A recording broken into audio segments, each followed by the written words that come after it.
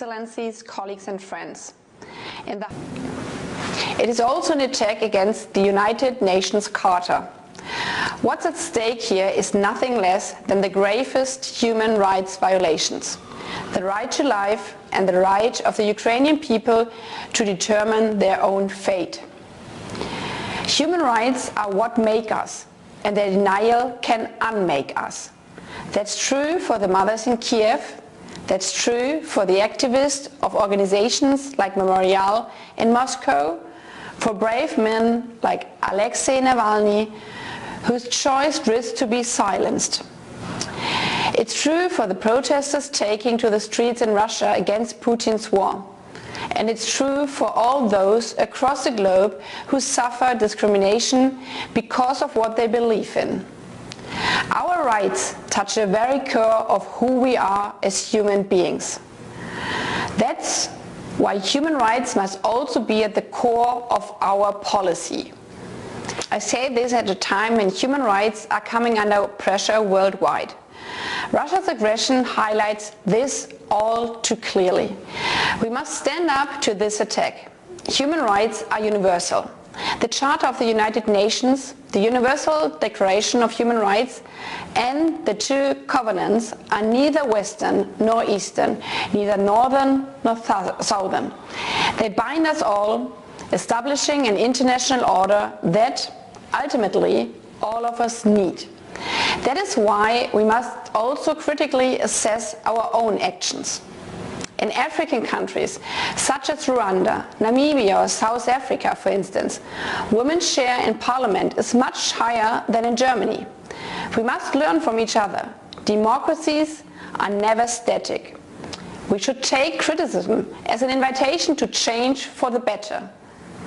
Ladies and gentlemen, this Council has a key role to play in our joint effort to safeguard human rights. First, this Council should be a space to listen. That's why we strongly support Ukraine's call for an urgent debate at this Council session. We need to hear the voices of human rights defenders from Egypt, Venezuela or Belarus. We need to hear the accounts of women who are the most vulnerable in conflicts and crises. Unless women are safe, no one is safe. That is how the women at the contact line in eastern Ukraine put it when I met them last month. And that is why, in the spirit of a feminist foreign policy, my country wants to strengthen women's and girls' rights. We want to strengthen their representation and resources. We want to promote more diversity worldwide.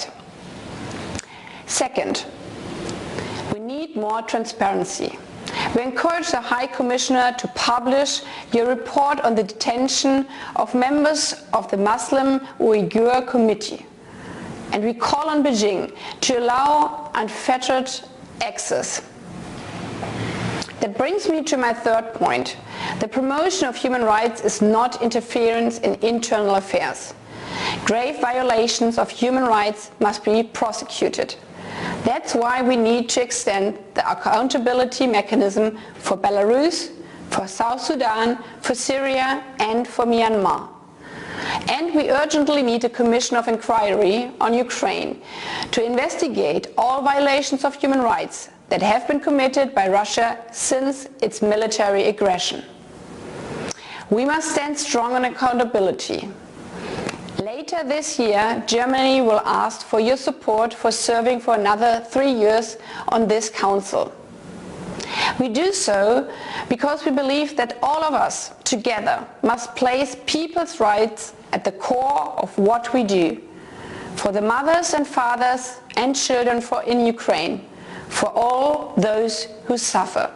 We must act now.